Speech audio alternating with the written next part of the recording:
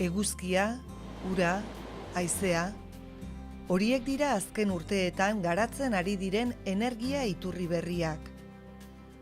Poliki-poliki, erregai fosilen lekukoa hartzen ari dira.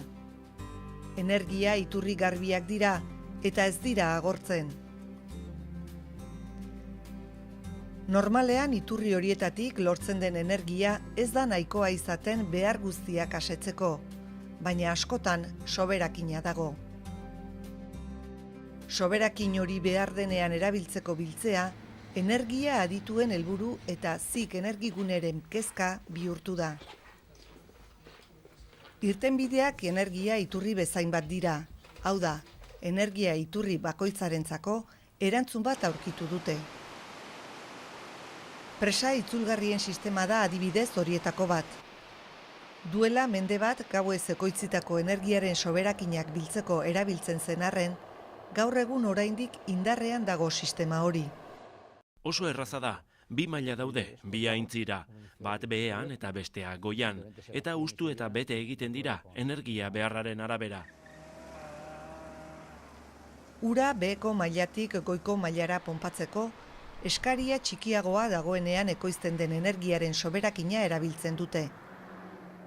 Eskaria handitzen denean, ura askatzen da goitik bera, eta energia sortzen da.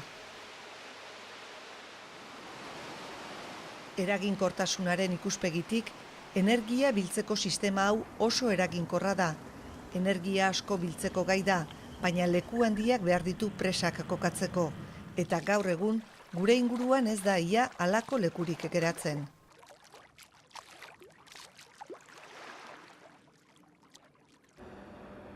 Presa itzulgarriaren antzeko funtzionamendua du aire konprimituaren energia bilketak.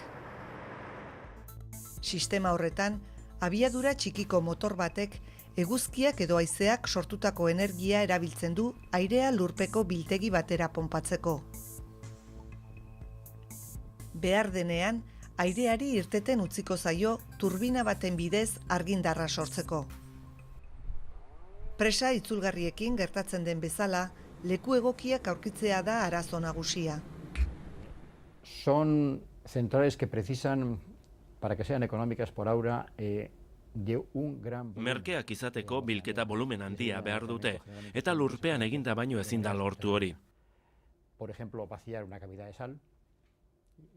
Adibidez, gatz hobi bat ustu eta han, edo akuiferoetan sartu aire konprimatua. Halaber, gas hobi zaharrak ere erabil litezke, aire konprimatu bidez energia biltzeko. Incluso podría haber la posibilidad de utilizar viejos yacimientos de gas. Eguzki instalazioen kokapena ere arazo da, eguterako eremu zabalak behar baitituzte instalazioak ezartzeko. Sevillako Fuentes de Andaluzia herrian dorre hartzaile zentralaren teknologia eta gatz urtuen bilketa termikoa konbinatzen dituen munduko lehen instalazioa eraiki du Sener enpresak. Konfigurazio horrek 15 orduko argindar ekoizpena bermatzen du eguzkiri gabe. 195 hektareatan banatuta, 2650 heliostato, ispilu panel jarri dituzte. Panel guztien erdian dorre bat dago eguzki energia jasotzeko. Ispiluek eguzki energia islatzen dute, eta dorrearen puntan dagoen hartzailera bideratzen. Han dauden gatz kristalak berotu egiten dira, eta 500 gradutik gora metatzen dira behean dagoen biltegian. Energia behar denean, gatz beroa biltegitik ateratzen da. Ozten doan heinean, lurruna sortzen du, turbina bat mugitzen du, eta hark energia sortzen duen sorgailua mugitzen du. Eguzki instalazio horrek 25.000 etxe bizitzari horni diezaieke argindarra. Eguzki energia oso garestia da oraindik, azpiegituretan egin behar den inbertsioa handia baita. Todavía las instalaciones solares son relativamente... Eguzki instalazioak nahiko txikiak dira oraindik energia konbentzionalekin alderatuta, baina pixkanaka 50 megabateko moduluak lortzen ari dira. Eta horiek elkartuta 200 megabatera iristen dira. 400 megavatios divididos en diferentes 50 megavatios, por ejemplo, módulos. Arazo nagusia behar den eremua da, baina mundua oso handia da. Para ese tipo de energía. Pero bueno, el mundo es muy grande. Kostua da arazo nagusia bilketa sistema ezagunenarentzat ere, hau da, baterientzat. 2 bateria mota daude, hidrogenozkoak eta litio-iozkoak. Lehenengoetan hidrogenoa biltzen da, ondoren elektrizitatea sortzeko erabiltzeko. Egunean zehar ekoizten den energiaren soberakinekin, hidrogenoa lortzen da elektrolisi bidez, eta botiletan metatzen da. Energia behar denean, erabili egiten da. Hidrogenozko baterian gertatzen dena da, alde batetik hidrogenoa sartzen da, bestaldetik sartzen da oksigenoa.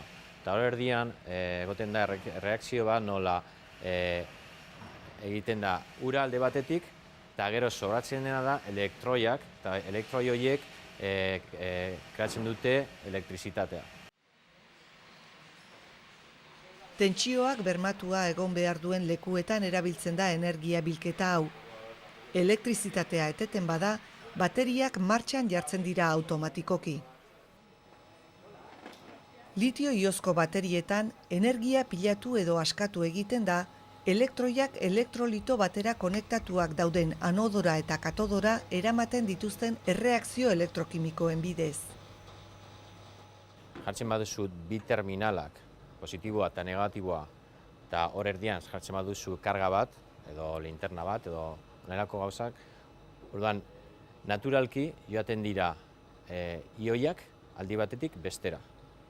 Eta eraberean, elektrizitatea joaten da aldi batetik bestera. Hori dira elektroiak. Eta orduan, deskargatzen ari da.